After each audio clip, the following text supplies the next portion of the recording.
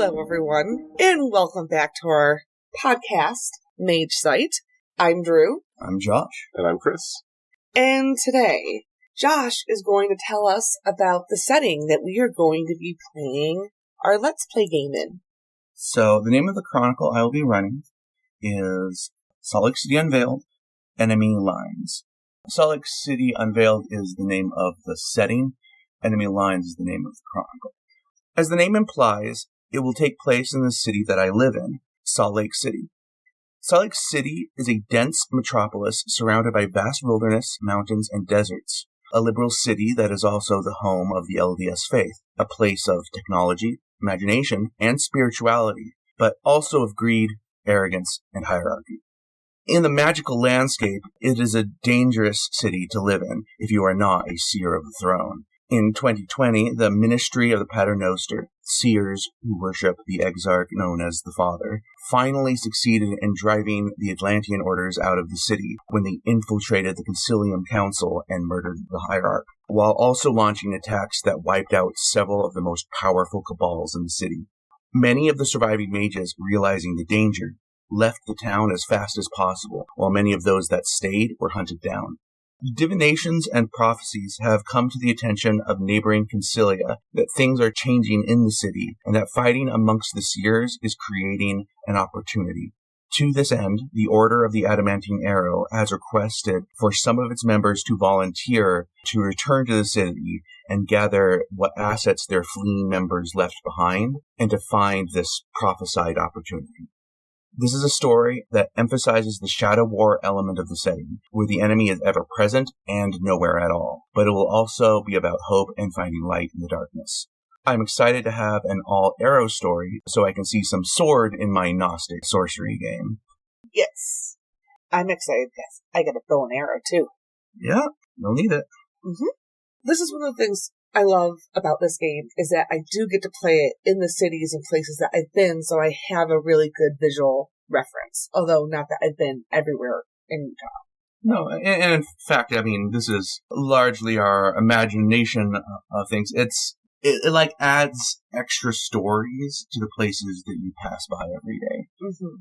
Things that are like a closed shop suddenly have meaning to you that wasn't there before. Mm-hmm. Yeah. There was a bunch of closed businesses near a restaurant I would go to that was where the Free Council assembly happened.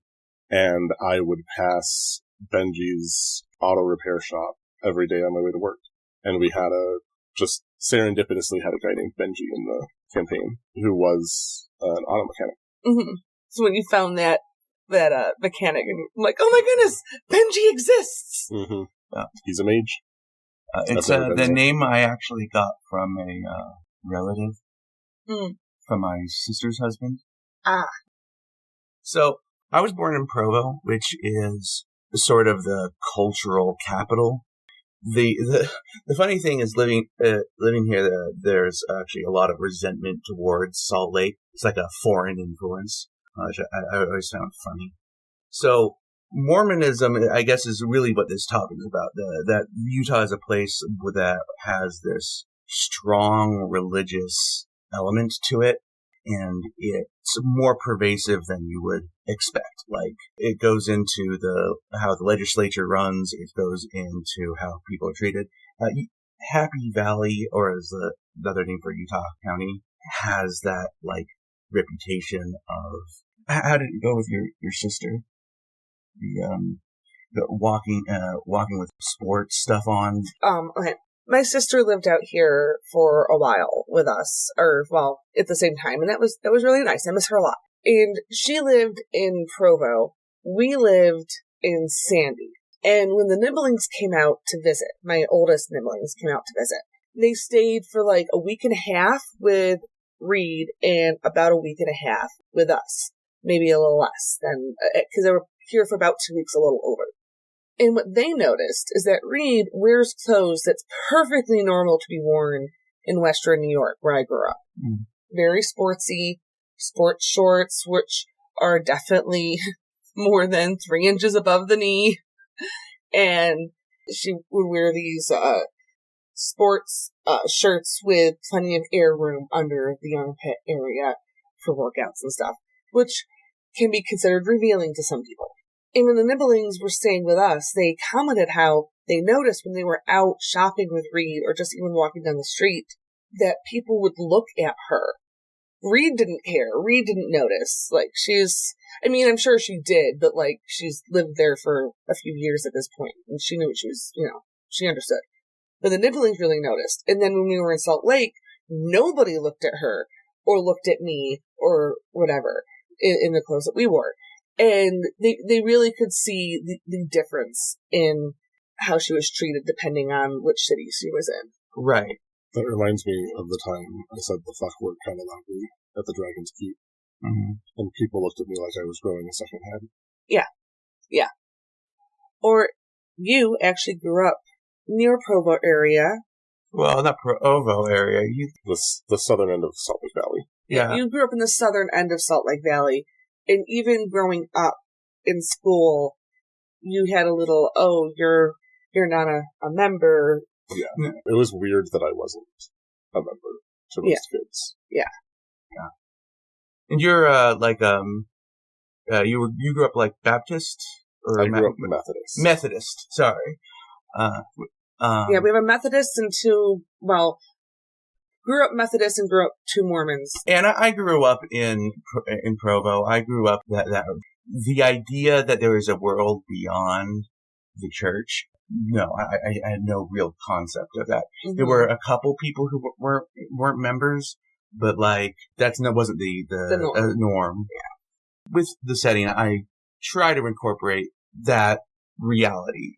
Well, that reality does affect the way the setting would be run, because things like the Exarchs, which we've talked about before, the cabal of mages that created this reality, one of them is called the Father. The Father is the Exarch of religion. Well, so each Exarch represents a type of oppression in the world. Mm-hmm. They are also given, each one given a rulership of a specific arcana. The Father is the Exarch of Prime, which means the lie he imposes on the world is that there is only one path to truth. You don't search for it, you obey the authority above you in that pursuit. So it's basically he's a god of blind faith. When I choose to talk about the Paternoster over the LDS Church, I am not talking about an individual's spiritual path. We're talking about the willingness to give up your spiritual path for someone else's view of it. Mm-hmm. And you can't talk about what Utah is and not see the influence of hierarchy and blind faith, and having to give up what you see as truth to stay part of the community. On that, when you pick a setting, you have to use the things that influence that setting, or I guess you don't have to, but you are going to be flavored how you structure the story based upon the influence of that setting. And Utah has a very, very strong religious bent. The Paternoster would also probably be in Rome, where the Catholic Church is. Just the Exarch, the Father, is kind of the corrupted end of religion. It's that part that's taken too far. That's also why in the setting of Utah, one of the other things we talk about is Silicon Valley, greed, pride in that. Mm-hmm. And that is, the greed is mammon, which is the corrupted end of money and wealth. Yeah, so the other major exarchal player in this story is, the Ministry of Mammon, who serves the Exarch known as the Chancellor. He is the Exarch of Matter, and the lie he puts on the world is that everything has a value, and the value go up is good. So the more numbers you get, the more wealth you have, the more status you have. That is what goodness is, or the only thing that matters. And that's the other highly corrupting influence that flavors this world. Yeah. Also, I would say that the presence of mammon is itself it is the essence of corruption. When people begin to value their own numbers above lives and over the quality of life, or making, that life isn't a zero-sum game. And the survivor of the fittest lie. Yeah. The interesting thing in Utah is how those two ideas also merge. The blind faith plus the belief in money, increasing your own value goes good. There's a reason why in Utah, pyramid schemes do extremely well. There's a lot of fraud. People are willing to view themselves as, when you give yourself over to blind faith, you also begin to accept the willingness to degrade people not in your circle. And there's a lot of that. It's partly because, especially in the church, you want to believe the best in people, especially when they signal that they are in your group. And then, it's the wolf in sheep's clothing who come and take advantage of that naivete of, because you're in my group, that must mean that you're honest.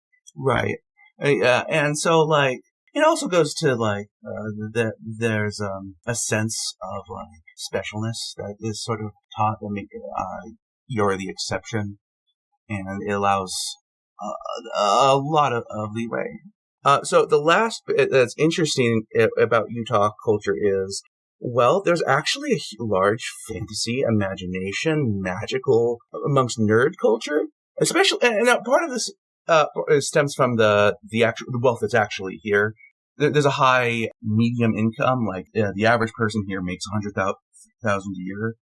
It's tilted because of how much money people are making. Most people don't. But there's quite a bit of positive, imaginative thinking. I'd say the sort of attitudes that the Mormon culture produces is fairly friendly to seeing imagination, and it's compassionate. And this you see in the sort of cultural struggles you actually see in Utah County, where there's this desire to make a more progressive worldview, that it feels like there's something wanting to burst out here. While greed may have brought the technology into the state, it also has at least for a time, gave a sense of that things are going to be transformative. There's a desire to change the world that is in the culture, but an inability to act on it because of the other issues that it has. So when we talk about, when I have this idea of the opportunity, that's what I see. This place where the state wants to transform. We're talking about the setting, the story and the characters that you'll be interacting with. The history that I've provided with the collapse of the Atlantean Orders and the Consilium. So a Consilium is a council that rules over magical matters in an area. It could be a city, it could be a region. You may have a few in an area, but it's for the Atlantean Order, all of their decision making goes through that council. To have it be infiltrated and their leader, their hierarch, killed would have made the air extremely unstable. There's no way to know that you could operate. Now, you guys have played in this setting before, and I've actually retconned the timeline a little bit, or I would actually like to think in the game that it's a different timeline, that's a decision or the way things happened were different. Mages can be fun that way, where there are multiple valid timelines. And that's magic. Magic does that. Yeah. So some of those characters in the past are ones that you've interacted with before. Because the hierarch that's killed is Umbra, who in the previous game was specifically mentioned to having brought themselves back to life. So. So this one they didn't bring themselves back to life. Umbra died. Yeah. Okay. So that could be that the timelines will eventually reconcile themselves, but it is different. I wanted a situation where when you guys have to ask for help, it might be long in coming. Because there's nobody around. Right. Not that there aren't caucuses and other members of your order around, but a lot of them, the closest Consilium to Salt Lake is one that exists in the wilderness of Utah. It's focused on protecting specific arcane treasures and specific mysteries. Where is the foxhole? Well, I don't know. Where would you like it to be? I assume it'll be somewhere in Salt Lake Valley. Yeah, I was thinking somewhere out like by Kearns or West Valley. Okay. Way out in the west where you might see a fox living, I guess. Well, somewhere where Outside a fox could wander into the city. Either that or the mountains. Yeah, on the east side, there's a lot. That's actually a fun little bit about living in Salt Lake. Is every once in a while you see deer anywhere near the Jordan River in the middle of the valley. Is surprisingly active for wildlife. Deer like to hang out in the graveyards as well. I see them all the time in graveyards. So yeah, there's a fun thing about this setting. It's urban spirituality and the wilderness as spirituality. There is a connection to nature. There's a reason why, like, I feel like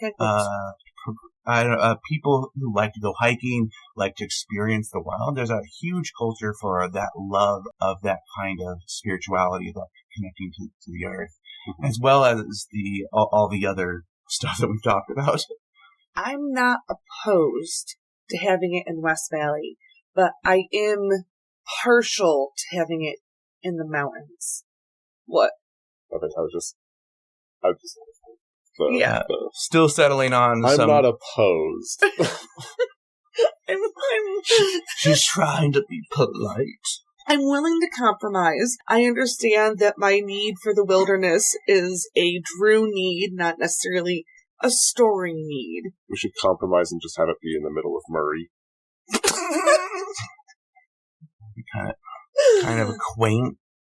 How'd the fox get there, though? Well, I mean, it's the same valley. I'm sure we could. There's plenty of foxes going all over the place.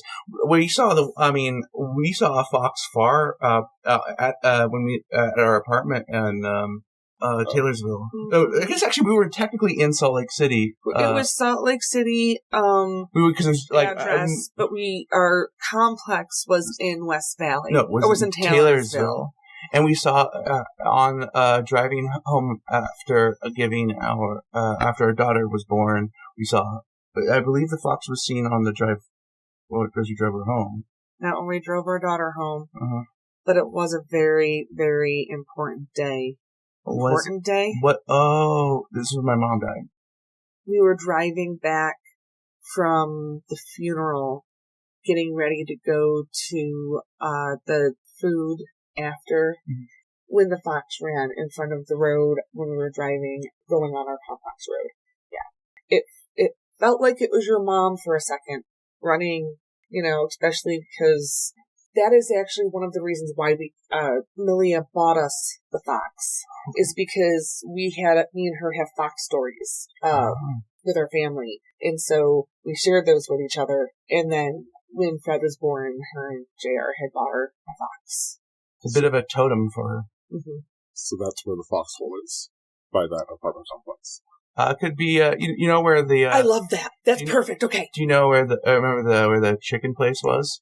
Imagine one of those, imagine either a little bigger, or imagine one of those, placing one of the restaurants or the massage place there.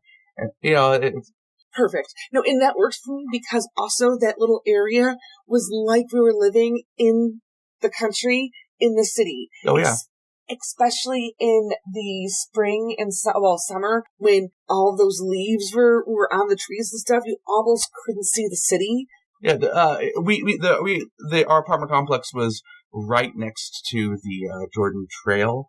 A gorgeous location. And that's another aspect that I like about living here. While quite a lot of the place is just desert, there's a lot of beauty that like creeps up on you here. The mountains are like a kind of spiritual reinforcement. Bill actually liked going outside of that apartment complex. Yep, he did. He loved it out there. Not the one before. No. Oh well, that place is an urban hell zone. There's is. Is another aspect of the city. There are crappier places like that. It was way easier to find parking at that place too. The urban hell zone place was kind of shitty for parking, and the one spot I could find consistently was tiny as shit, and I could barely fit in there. Even with your little red car. Yeah, because it was at the end, so I could park really close on the left side. or I guess on the right if I backed in. But I would park really close on the left and pull forward in, because then I could open my door. Yeah, I hated that place.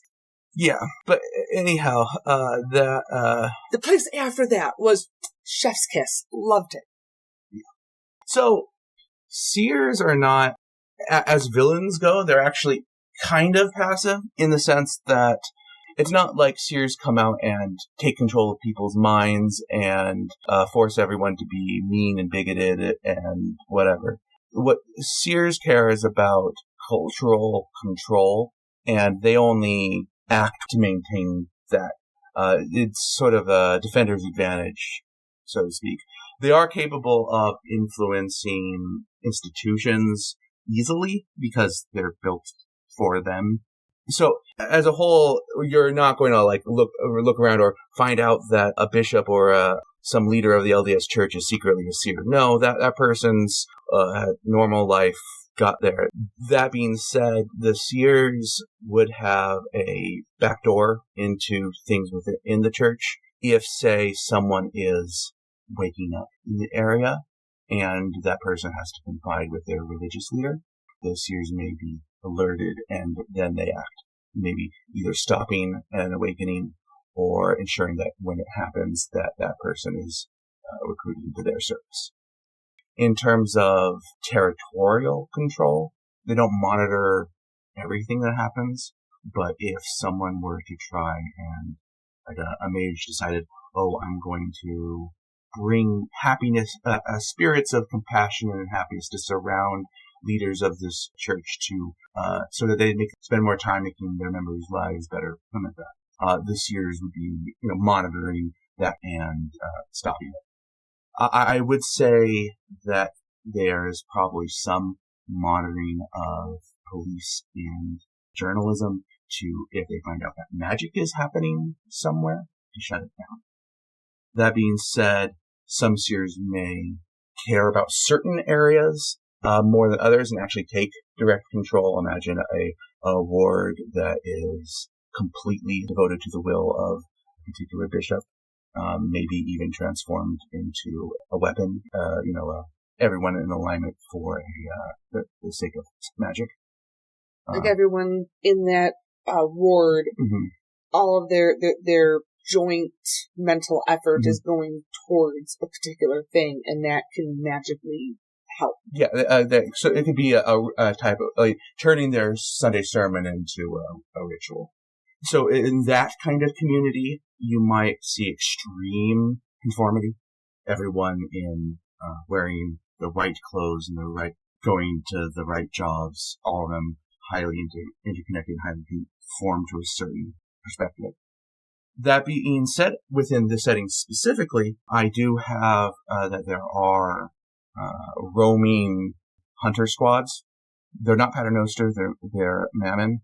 That's because they have been spiritually invited into the area as well. Within the two ministries, there is an agreement that they're handling that for them. So when you guys are taking action, you would be aware of that threat. They are looking for you. They'll be hunting us, and they will talk to Paternoster. Right. So, okay. Because I'll give a little hint on the background. This is actually the source of tension that's causing problems. As Mammon grows stronger and their squads become more powerful, Paternoster is starting to reel, and that's opening up space for other things to start causing issues, which is actually... The seers never fully take power because they always end up infighting, and so there's always opportunities to deal with them. Well, because the truth is, once you've crushed everyone you want to crush with the help of those others, then you have to crush the others because only one of you can be on top. If your organization is built to be adversarial, you'll find adversaries. There you go. Yep. Yeah. So, the seers can never be fully unified. Yeah. That would be a good thing for my character to learn early on, I think, just because he would pull up that threat a lot, and probably pretty effectively. Yeah. Because his magic, I mean, I guess it depends. Maybe they would find the evidence of the spell that he casts, but his magic is kind of designed to cause problems, and if he can just do a little bit of extra work to make it seem like the problem was caused by someone else, then sure, that can be advantageous. Yeah, he's definitely designed to be at the right place at the right time to create the right kind of misinformation. Mm-hmm. Right? That is the point. That is the drop of water creating ripples. And if you think about a lot of the stuff that happened in The Man Who Knew Too Little, a lot of the interpretations from the characters of his actions were like, you're this person, or you're working for this person trying to undermine me, and they're offering on their own assumptions and they're just all wrong, exactly. but they happen to be validated through some minor thing. Right. Well, something that he does that he doesn't know he's doing that reinforces their perception of him. Yeah, it would be like, I notice a bag or something that was just left by a trash can or something, and I go, look, I go take it to Lost and Found or something, but it was a dead drop. Something like that. Something stupid like that. Yeah. I love that. Maybe we should use that in the game. I shouldn't have said that one. Oh, no. Oh, well. I'm sure you can. I'm not going to... be a little Easter egg. I'm not going to podcast too. Okay, so what brings the players into the setting? So why are you here, and who is the era that you belong to, or why are you volunteering for this mission? I think my character was specifically asked to be in this mission because he has a reputation for having kind of an outsized effect for his ability.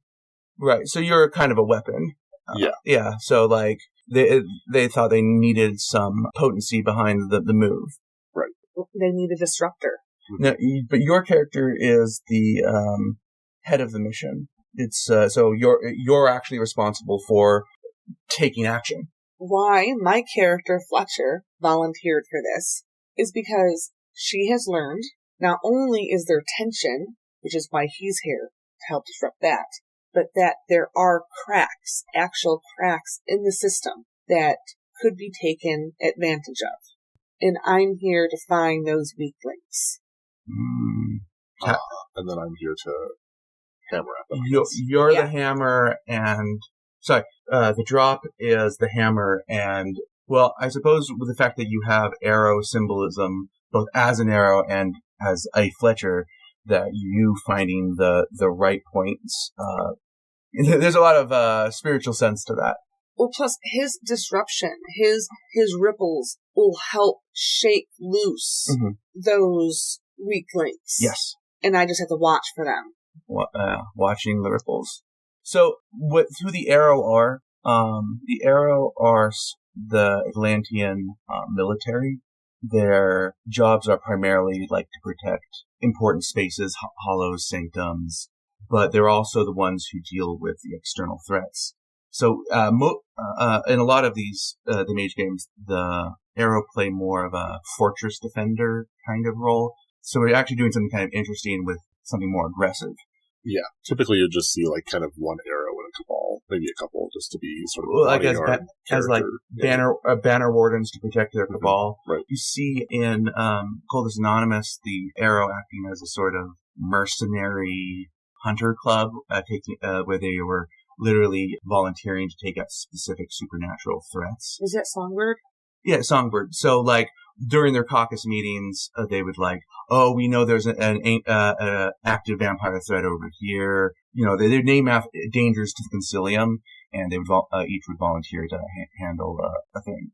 Were we going to have the Garbage Mage be a Silver Ladder? Because we were kind of talking about him potentially being the new Hierarch. So, perhaps. The Garbage Mage, as I have conceived of him, is a local asset who, even after the Seers came in, never left. He's got his territory, and he's a long-term one. The idea is he's a bit of a renegade zone man. So he may be a member of an order, but he's not he doesn't have political ambition, even though he's a powerful local mage. I was thinking Silver Ladder, but he's not a goes to all their meetings kind of member. We should name him Rusty, after Rusty Shackleford. I agree. The character will likely introduce himself as Rusty Shackleford. Okay, all right, I like that. But he's still having Oreo as his cat. Yes. Right? He has many cats. Often appearing with him is Oreo. Oreo, I would say, is his familiar. Yeah, because Oreo also, remember, can split in two. Yeah. And it becomes a black cat and a white cat that's cookie and cream. We should write this down, because I'm not going to remember all of those details. Yes.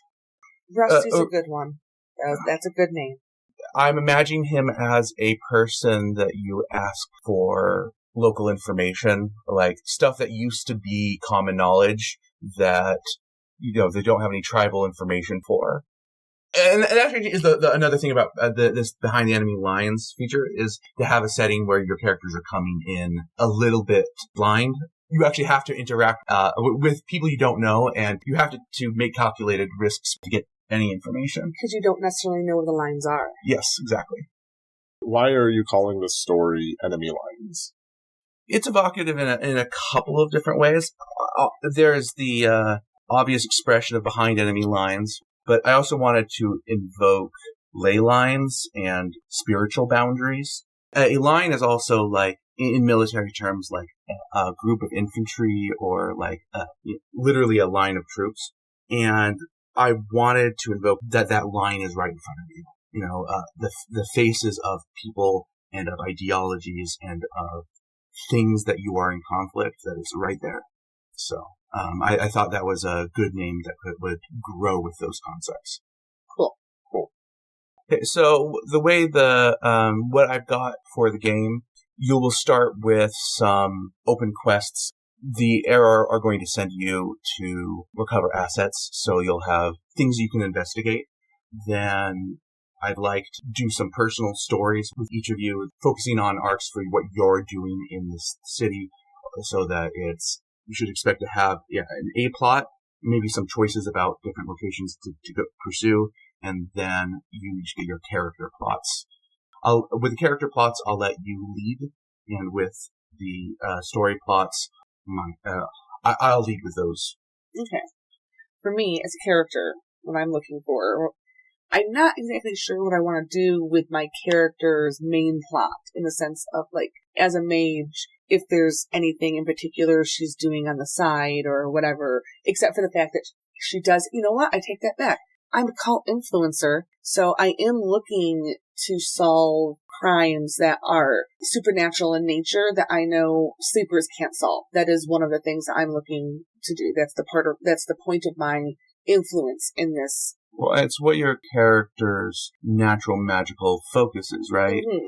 Now, what I want in terms of the game is I am looking for those weak points. I'm looking for either the weak people, the weak person, the weak ley lines. I'm looking for those weak links. That is the mystery that my character is trying to solve, and I'm going to be dogged in discovering it. So, very focused in on main plot elements. Yeah, my focus is probably going to be, well, there will obviously be some focus on that, but I do have ideas for what I want my character to accomplish throughout the game. I didn't really talk about it much in the characters thing I kind of meant to, but I will.